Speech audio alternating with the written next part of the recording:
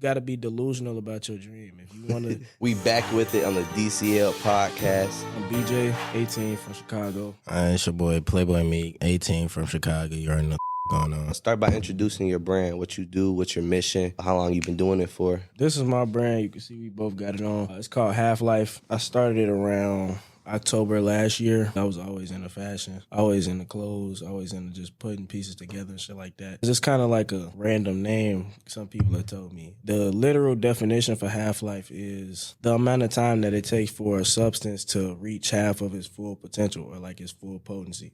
The way I looked at it was I wanted to come up with something. I wanted to come up with like a community, come up with like a brand. It's something that the foundation of it is longevity. You know, so I don't want it to ever lose its potency. I don't want it to ever lose its potential. So I want to build a community that is just, you know, it always is growing, always is getting stronger, always getting more potent. And that was my inspiration behind it.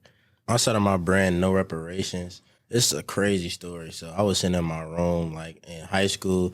I was going through it because I used to play football. My coach, he wasn't really like seeing what he was supposed to see in me. So I was just trying to like stay like focused and like working towards what he wanted me to be. But I realized that at that point that I just had to find other stuff to put myself ahead. It was like this random night. I was up to like 3 a.m. just deciphering what I was going to do. And I just came up with this brand called No Reparations. Back in the day, my father, he used to tell me, like, when you get big, I'm going to need my reparations. Like I was just laughing at him. And then, like, I was just critically thinking, like, no reparations. Like, and what I mean, like, by no reparations, I mean, like, when people, they look for people, like, they see somebody that owe them or, like, see somebody that they expect to, like, get something from them. I'm saying, like, you need to just go out and get it yourself instead of, like, waiting for somebody to give it to you. You need to, like, get it yourself, because when people wait for like other people to give them handouts and stuff, they ended up being behind instead of being forward with your own things that you've produced. Hey, but that's unique coming out with HalfLife, No Reparations. Like, those names stand out than just the average, you know what I mean, clothing line, just average clothing that's out here. It has meaning behind it. When people purchase the clothing, they can understand the meaning behind it. Other than some, you purchasing like designer clothes like Gucci, you don't even know what they really represent for real. Exactly.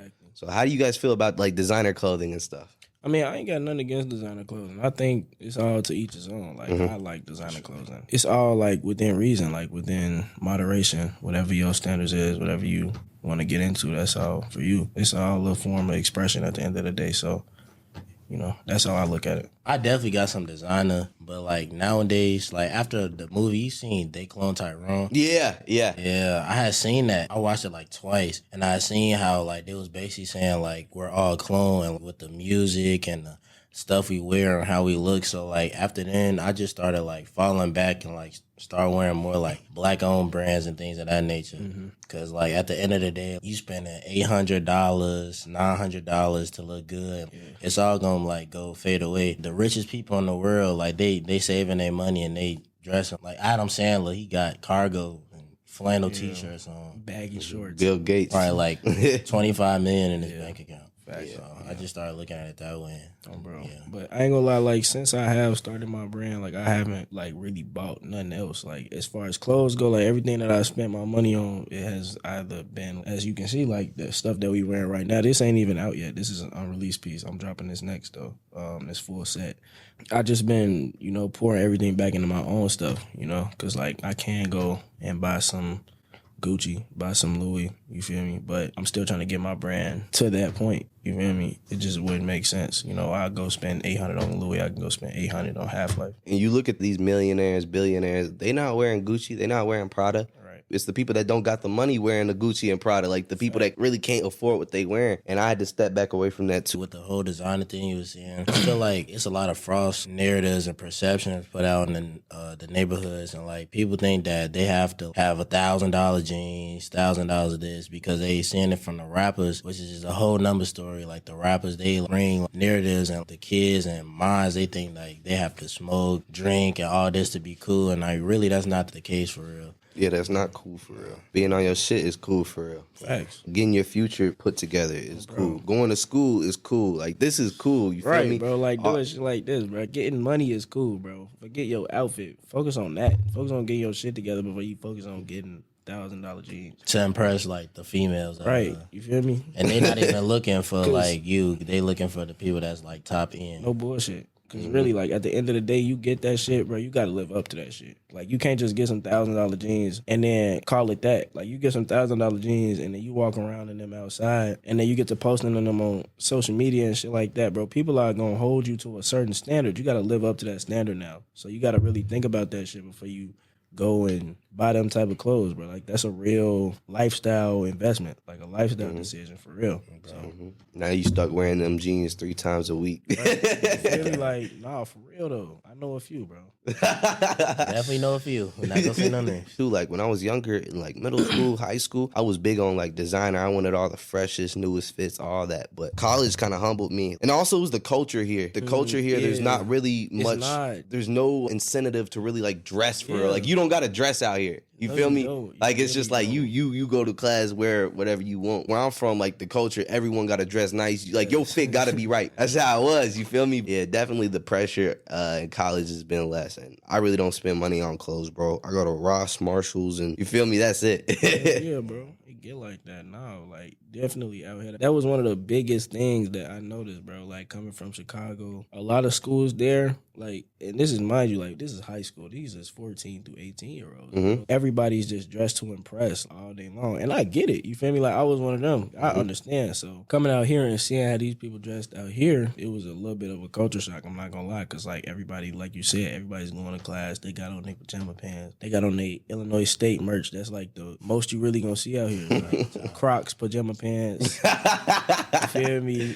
Illinois State hoodies and shit like that. So, it was really, like, a big adjustment. In the time that I'm here, I want to make it a goal to shift that narrative a little bit. I want HalfLife to be one of them things that starts to push that narrative at Illinois State, you know, like for people to start stepping out the box a little bit more and doing shit like that, you know, dressing to impress a little bit more. Because at the end of the day, it's still like a personal thing. You should still want to look presentable. Like, I get, you got an 8 a.m., 9 a.m. class. I feel you. Like, you're not trying to get dressed for real. But at the end of the day, still, like, at some point, you got to take some pride in your appearance, bro. What's the future for your clothing brands? Where do you really want to see yourself? Like I said, I started my brand October last year. Last month, I just had my first drop. All the shirts sold out, thankfully. Thank you to everybody who bought a shirt. Moving forward, I'm not gonna lie, I got a lot planned. Like, I want to build something with substance. I do a lot of research watching people who have brands, who have successful brands. I sit and watch them at podcasts like this, where they talk about just how they got to that point, what it takes to get to that point. And one of the main things they always say is the biggest advantage that you have over a Gucci or a Louis is that it's you. Like, this is your personal story. Like, you can form this to be whatever you want. At this point that Gucci, Louis, all of them brands, the point that they're at now, they're just selling their clothes. But you have the opportunity to fully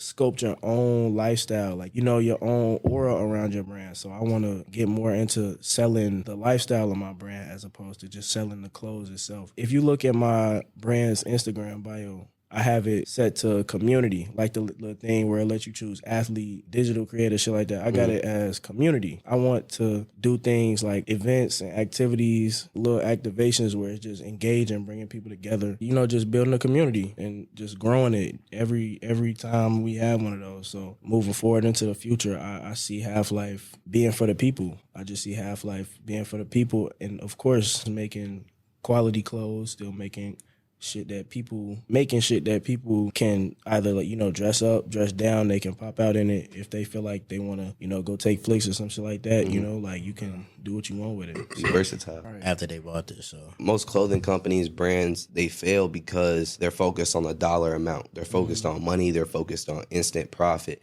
I like that you guys are focused on community, making an impact and being a positive force, you know what I mean, within your communities. And that's definitely what sets you guys apart from a lot of other clothing brands. Even the top clothing brands, Burberry, Gucci, like, they're not really for the community the way you guys and your brands are.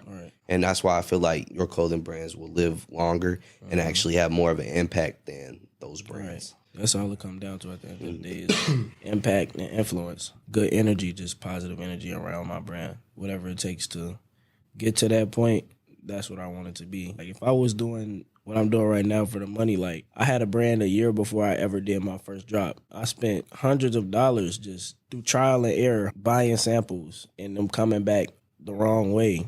and I'm just having to take that to the chin and go buy some more. It's hard sometimes for most people to like really believe in their dream and keep money in their pocket at the same time. Like, you know, when it's not bringing you money in, you know, because like in the beginning stages, and like you just said, a lot of people doing this as like a money grab. This is not that, unless you just like a once in a blue moon type of thing. Like it does happen where people just are successful after, like right out the gate, but in most cases it's not going to be like that. So you're not really going to see no real profit until you further along, like first, second year, full year in. Like, so I mean, I spent the whole year before I even dropped just spending money trying to make it right, because I wanted to start my brand the right way. I wanted to come out the gate with something that meant something that held some weight, something that held substance. I definitely got a message to like the young people. They definitely do think like the having clothing brands is definitely a money glitch. It's not a money glitch. Like if you gonna have like a clothing brand, you definitely need to have like a message behind it. Like you gonna need like some meaningful, and you gonna need to have something that's diverse and different from like what everybody else has, because you got the Hell Stars and all these different like type of Y2K designs, and like after that, like people really don't have ideas. They basically go on the internet to find their ideas. Like nobody's really original, and I feel like that's the difference between our brands. Like nobody really see no type of, we don't have no skeletons and no nothing like that on our brands. Just straight words, and like when you get from the words is how you gonna relate to it in your life. Like HalfLife, that's however you want that to mean in your life. Like that's what it's gonna mean. Like you got skeletons and money. Like other people could look at it and be like, oh yeah, he's just trying to sell this and that. But nah, like if you got your own brand going on and own meaningful direction in your clothing brand, like that's really what's gonna set you apart from like the different like clothing brands now. It takes time and patience as well. Starting a business, anything, is gonna take time and patience. Like it's not gonna come overnight. And like you said, you've been through many trials and tribulations, spent thousands of dollars, had samples, didn't end up the right way. There's always gonna be stuff that happen. There's always gonna, you know what I mean? So you gotta be able to prepare for those and overcome that. It's real, bro. Like I came out of my own pocket a lot. Like, I'm talking about, I used to work at Jewel, bro. Before I got here, I was working at Jewel, and them checks already wasn't hitting on nothing for real.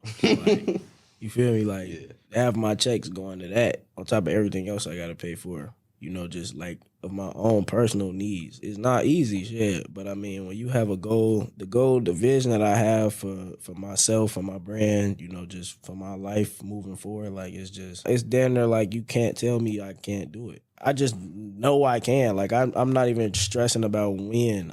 I know it's gonna come. It's just a matter of like how soon it's gonna come. Like you can't tell me that I'm not gonna get it.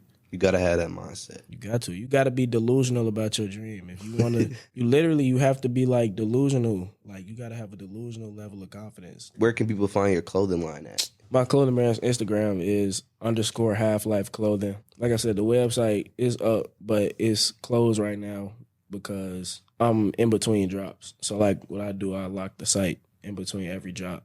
So it's locked right now, but we are prepared for the next drop. Like I said, these is unreleased samples for the sweatsuits that I'm dropping. I got this color. I got the black that he's wearing. I got a brown colorway back at the crib. Also working on these beanies. My brand, you can find it No Reparations with 2 S's. Hey, I appreciate everyone that made it this far. Check out our next segment. We're going to be talking about content creation and just life in general.